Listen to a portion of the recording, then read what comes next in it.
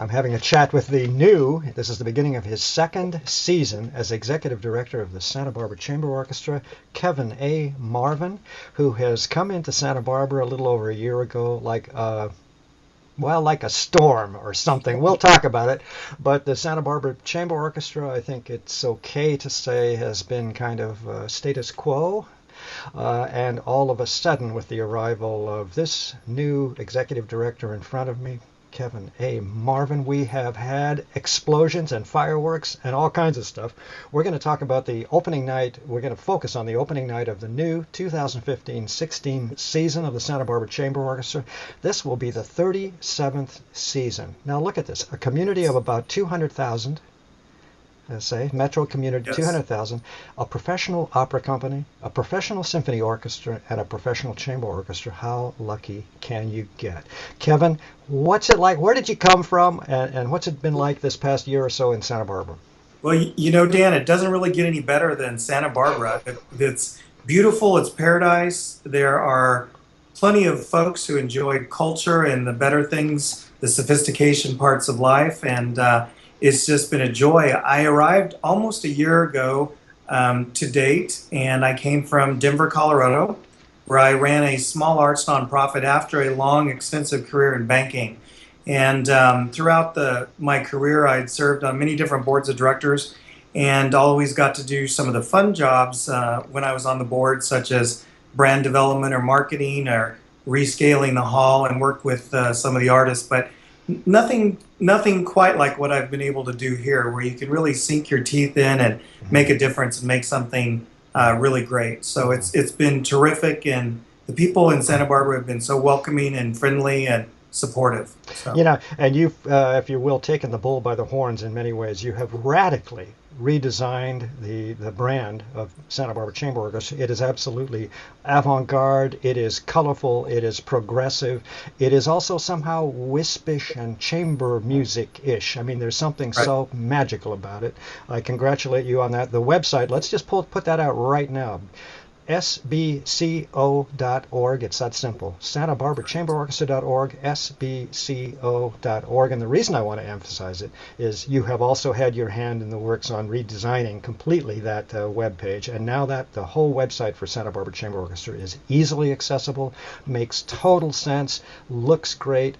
All of the season is listed there. Everything that's going on, the special lectures. Why don't we start with the opening night? And you hit it off last year with opening night last year. Tell us briefly about last year, because that's when the eyebrows started to go up and people started to pay attention. And then talk about this opening night coming up on October 3rd. Sure. Well, last year when I arrived, I had about 60 days to pull off opening night, and the work was already being done to create a season of celebration for the Renaissance of the Chamber Orchestra, a really beloved community treasure. And so during those 60 days, we sold subscriptions, we sold sponsorships, and we put on a heck of a party for about 120 people on the front plaza of the Libero. We had professional tango dancers from Dancing with the Stars that evening.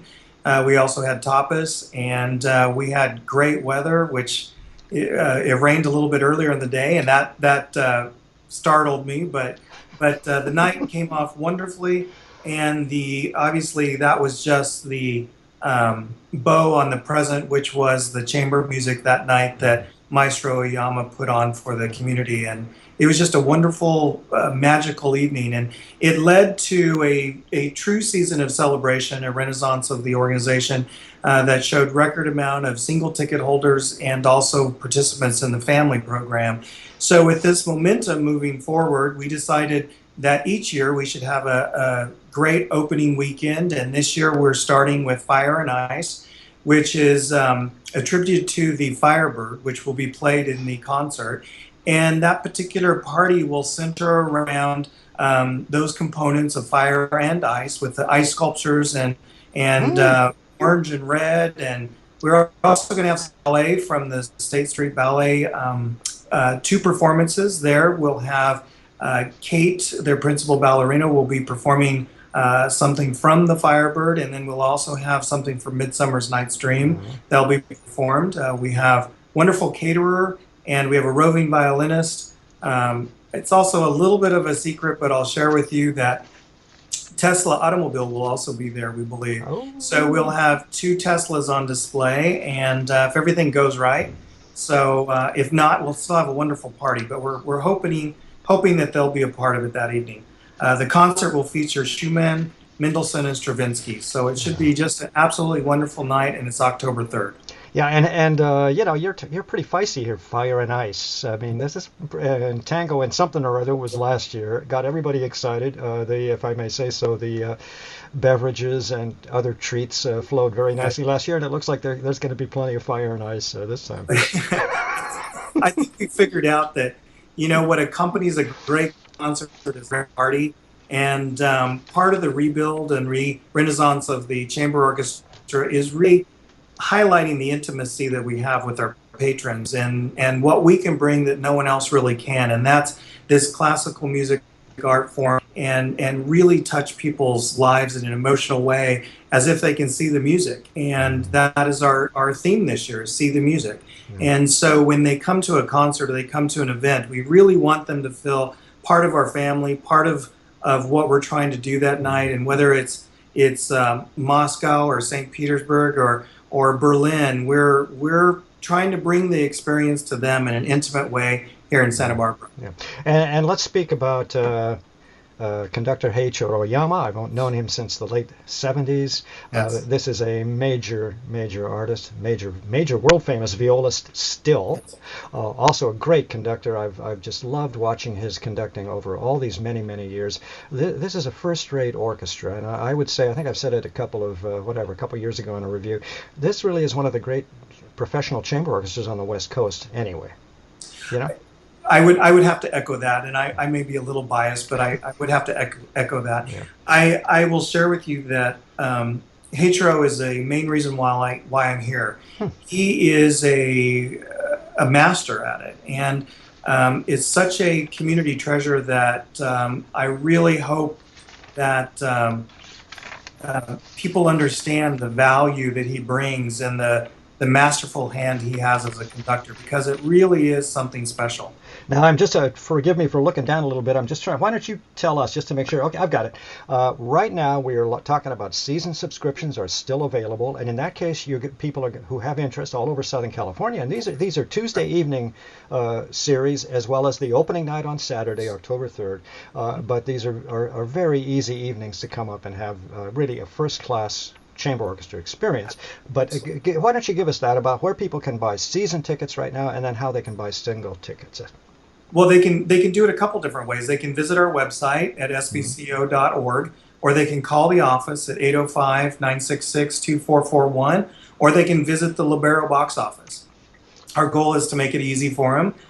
We would love to expand our audience and share what we do with others, but the main place to start is probably the website. It completely goes through the entire season. It tells you the different packages that are there. It also tells you about the special events that we'll be having. Dan, in addition to the concerts, we've added an intellectual component this year. We have Gail Eichenthal, who is coming December 8th. And then we have Alan Chapman, who's coming for 2 other performances, who will talk about the music and explain why it's important, and also why the chamber orchestra is important. That's right, and also you have some of our, I mean by that, Santa Barbara community's favorite soloists. I'm thinking of pianist Alessio Box. He comes back frequently at the Music Academy and with the chamber orchestra and so on. And also I've just noticed Martin Beaver. He played here last season, I think, for the chamber orchestra, violinist. Yeah, he played opening weekend last year, and he did an absolutely fantastic job. In fact, he directed the first half. And so it was magical, and we are having him back on March 22nd. We'll be doing The Marriage of Figaro. We'll also be doing the Violin Concerto. And if you haven't seen him, it's absolutely fantastic. And such a nice guy. He's such a compliment to what we do, and he's just terrific. And of course, Alessio is, as I said, it's Glorious. Glorious is the name of that concert. And it's specifically because he will be there and the work that he does. And most importantly, the chemistry between him and Heiichiro. Yeah. And I don't know if many can really understand that until they see it. But there is something very, very special in the connection between Heichiro and the musicians, and especially Mhm. Martin and Alessio. And the performance they bring is really world class. Well, and this is one of the attributes of Heiichiro Oyama. He's a world-class musician. He's known all over the world. He knows everyone. He has mentored Right, some of the most famous musicians in the world. right, This is a guy whose intensity is intoxicating. You right. know what I mean? You know that when you hear a performance conducted by Heiichiro Oyama, you're hearing first-class music making, and that's exactly what the Santa Barbara Chamber Orchestra is. Let me run by the numbers just briefly. I think we're going to be done here. Okay. Most important, everybody, and you all have computers or you wouldn't be watching this, but you know, the Chamber Orchestra website has it all. The Supper Club. I mean, things we haven't even begun to discuss yet. But the address is so easy, www.sbco.org. Everything is there. Ticket sales, subscriptions for the season, pricings, Supper Club, the works, all the programming. This is the 37th season of Santa Barbara Chamber Orchestra under the direction of Heiichiro Oyama. I think this is his 36th year or something. I'm not quite sure that he's 35th, I think. Yeah. 35th season. Can you imagine that, everybody? Just think about that for a minute. 35th season as conductor of this orchestra. That is extraordinary all by itself. And we're looking at season ticket information is available at the Chamber Orchestra office, area code 805 in Santa Barbara, 9662441, and single tickets are available at the Lobero Theater box office in Santa Barbara, which is area code 805-963-0761. Kevin, many thanks for taking a moment out of your no doubt crazy day. Thank you. Uh, My I pleasure. look forward to seeing you soon. All All right. right. Thanks, Dan. Bye-bye. Bye.